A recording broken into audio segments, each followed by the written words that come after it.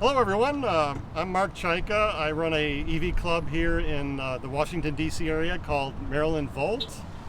And we've got a question from the EV Hybrid Noir forum from Brandon, and he's asking, hey family, can anyone recommend a YouTube video or series that can give a total newcomer to the EV world a crash course on fast charging and best practices for distance travel and securing level 2 charging for an apartment? Just came across a woman at a broken EVgo station who just purchased an Ioniq 6 and had zero education from the dealer on fast charging at all. I had to practically hold her hand to show her how to use the PlugShare app to find another station across the street that said it was online and working after leaving an EA station that was full. She hadn't set up home charging as of yet because they told her she had 2 years free Electric America charging.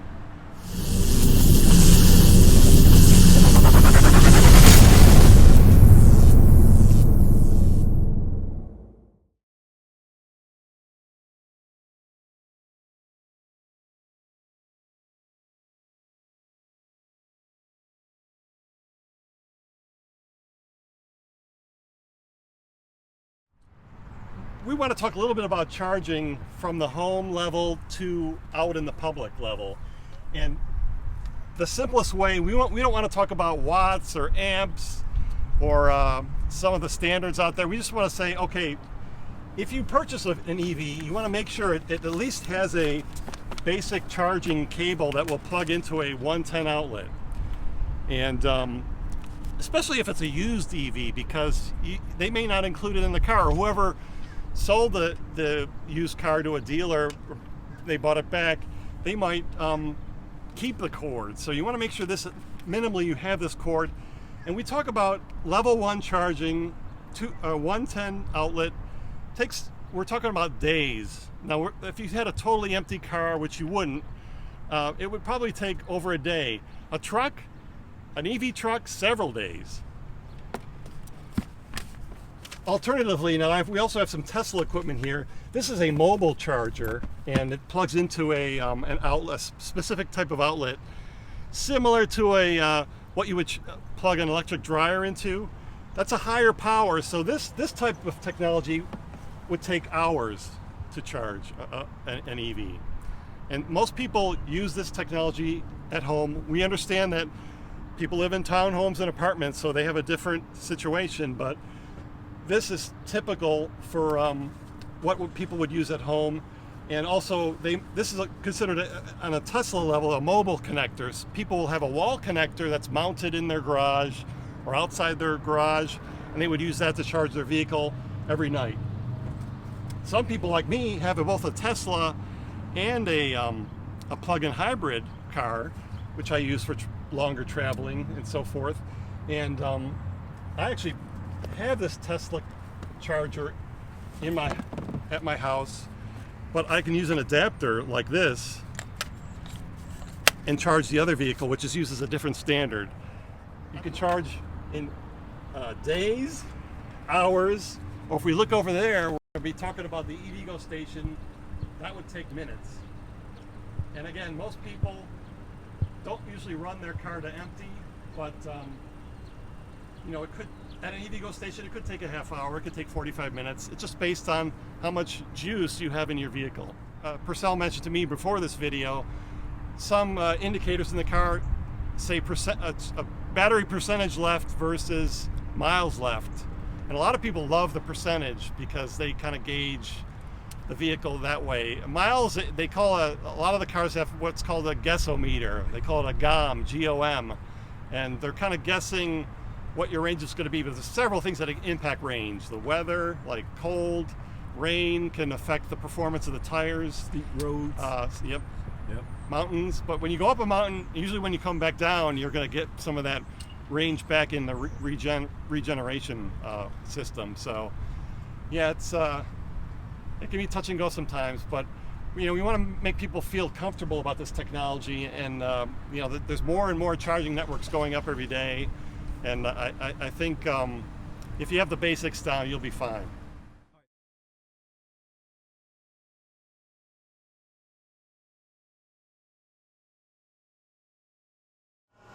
Okay, so when you purchase your electric vehicle, you pull up to this station, how do you start it?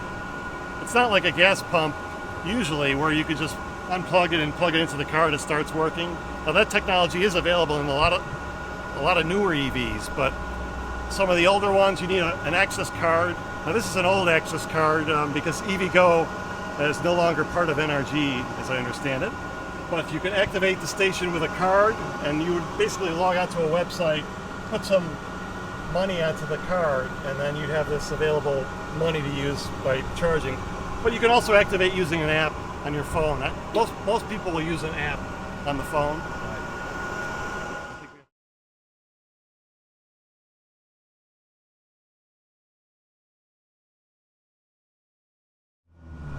So, what is your name, by the way?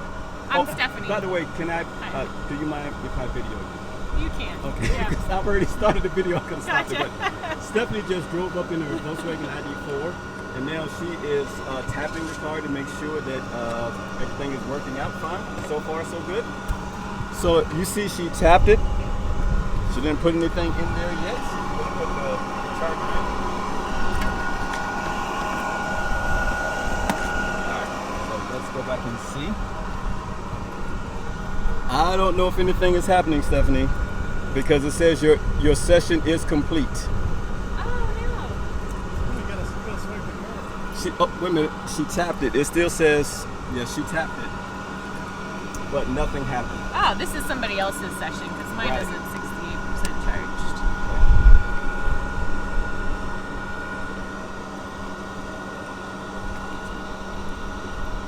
So this is one of Stephanie's first times here. So this is great to kind of see her struggle a bit and have questions. Okay, now there we go. Payment has been authorized. Preparing to charge. So it is communicating with the vehicle. Hello, dear, sweetie. How you doing? You like your mom's car? You're gonna be driving the EV when you get her age. Yeah. All right, I think you're good. All right.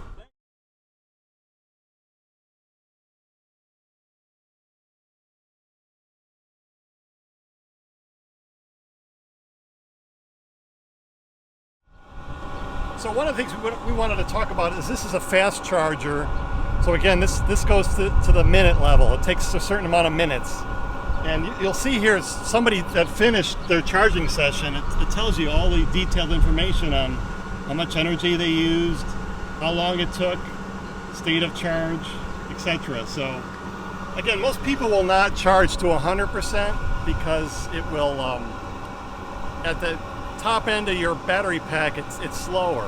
It's almost like charging a cell phone, I think. But and you've got different connectors here. This connector, this is called a CHAdeMO connector. It's kind of something that's being phased out. So you would only see this on maybe a used car or certain cars maybe built in Japan. My Mitsubishi Outlander that I have, which is a plug-in hybrid, has this as an option to charge. This is a CCS port, and this is a more popular charging connector now these days. And that's what this EV6 over here is using to charge.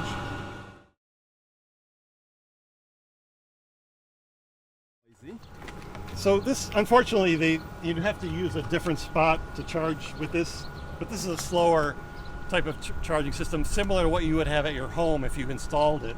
And so somebody could come here and shop for a couple hours and maybe get 20 to 40 miles of range added to their vehicle. It all depends on the level of power they're getting out of this, but there's a couple apps you can log into on your phone. One called or Plug Share, and there's another one called what's the name of it? Can't remember it. That's fine. But this this is indicated, see, as it says, level 2 charging. So it's not DC fast charging. Level 2 charging, again, you're only going to get whatever electricity is coming out, and 9 times out of 10 it's going to be very slow. The other app was called ChargeWay. ChargeWay, okay. ChargeWay.net. That's a good one because they've actually colorized the connector types. So you basically find the connector type your car uses and just follow the colors on their app and it'll tell you where to go. I mean, very simple. I tend to use PlugShare just because I've been on there for so long. And then a lot of these stations, like EVgo has their own app, their own network telling you, where to go to charge your car. And Tesla, it's built into the car. Yes. And it's also built into a lot of these other cars as well. But Tesla's a network that's recently opened up to other car brands. Right. And we're hoping to see, more of that. See more of it, yes. All right.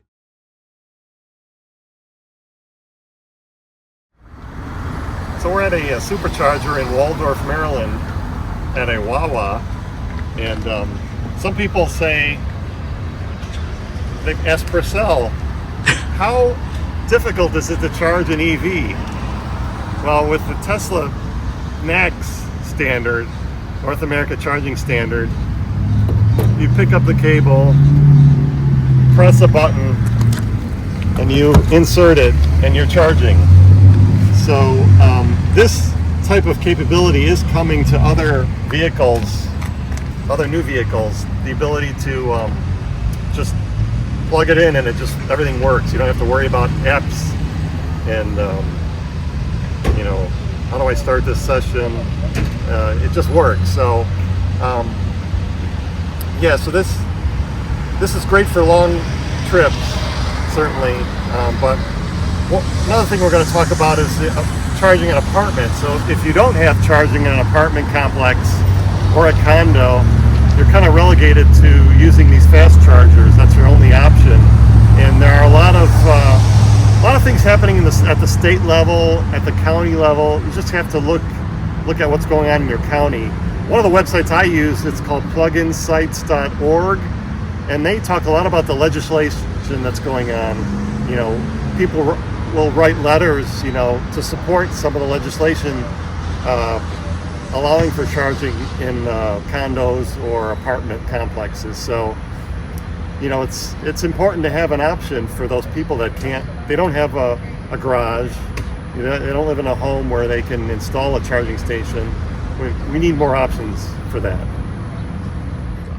So we were about to leave the Supercharger, and we saw this fellow here, Ron. Hey! And Ron, actually, he owns a home, but he charges exclusively at Superchargers. Now, why can't you charge at home, or why wouldn't you want to charge at home? The installation. It was, I wasn't paying that money. Right. Too far as I'm concerned. So did you actually get an estimate for that? Yes. And what did they? Like $5,000. So like $5,000. Yeah. So he probably had a situation where maybe the power source was it far from your driveway or far from the? No, not really. That was the estimate they gave me, and I'm like, I'm not paying that. It takes me 3 minutes to get here. So have you ever plugged it into just a regular outlet? Yes, I've done that. But it takes 24 hours. It could take days. Yeah, right. So usually if I do that, if I know I'm not going anywhere, you know what I mean? Right. I know I'm in for the night, then I'll plug it in. Right. But other than that, I just come here every morning. I usually, on the weekdays, I start like around 5:30. So I just come here, charge in the morning, and start my day. Right. And Ron actually does Uber. Yeah. And he said his customers love the EV, love the ride quality. They do. He's got a one-up on other Uber drivers.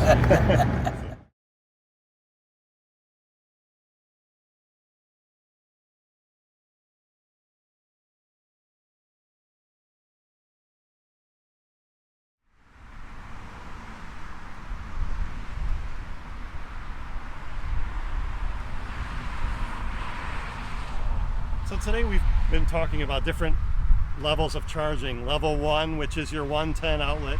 Level 2, which is a public charging station like this, which has about 240 volts of power. Like your electric dryer at home. And level 3 is your fast charging. So this one we can activate. There is a fee for this using a Shell Recharge app. You can see it right here, and I've opened the app up. I picked the location, and I'm going to click on the station I want to use. Let's see what happens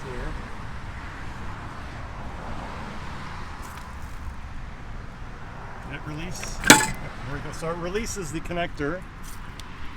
And I can go over, and again, I have an adapter here for my Tesla. I will plug that in.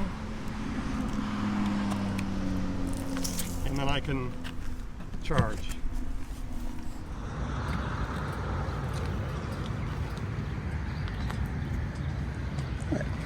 Well, we're at the P.D. Brown Library here in Waldorf, Maryland at a charge point station, and this actually is free to use. This is what we call level 2, something that would take you hours to charge your car. Most people would just come to the library and charge for an hour or two, but you'd pick up some mileage there. So I'm going to use my charge point app to activate this charger to start it. And what will happen is it will authorize and release one of these ports for the connector. And now what I need with the Tesla is an adapter, which I have right here. So I'll apply that adapter to the connector here, the J1772 connector, and insert it into my car to activate.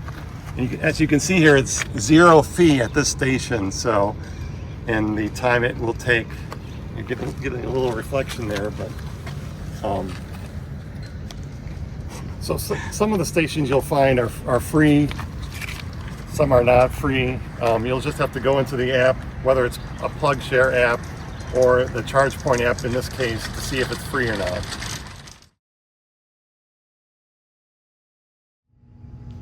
So we're in an apartment complex in Waldorf, Maryland, and I knew that these charging stations were here several years ago. Apparently they've disabled them all, and they are coming up with a plan to install new ones.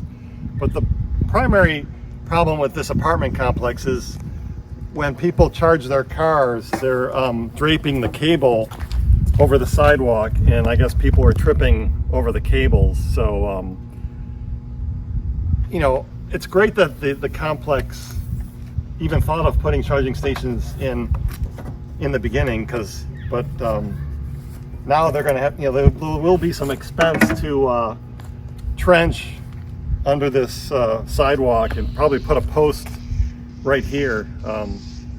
But as you can see, this spot is also labeled handicapped, so we see a lot of that conflicting messaging, because if you look at the sign here, it says reserve parking for handicap. So how does that work if you're maybe handicapped and using an EV? I don't know how that would work here, but that's where we get into the laws and all the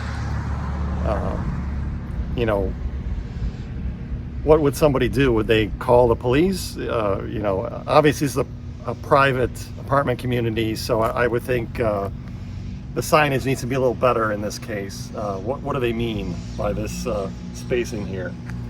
But again, encouraging that this complex is doing something about it. And if you go on plugshare.org, you can find out if certain apartment complexes or condo areas have charging stations already. Otherwise, you would need to install something in your garage. But again, you need to get permission and see what the laws are. Now, if you look over here, this complex does have separate garage area, but I guess if most people use the connector that came with their car, the charger, with a regular outlet. But again, that would take, if you don't commute a lot of miles, that might work for you. If you, let's say your total commute is 30-40 miles a day, a regular outlet might just be fine. So we can't discount that. It would be nice to see some apartment complexes put just regular outlets in by the parking spaces, so you could use the charger that comes with your car, because your car might be sitting overnight for 12 hours, 10 hours when you get home. So that's definitely an option for some people. All right, well, Mark, thank you. Thanks a lot. This has been very informative, and I think hopefully a lot of people will understand now about charging and how simple or complicated it is.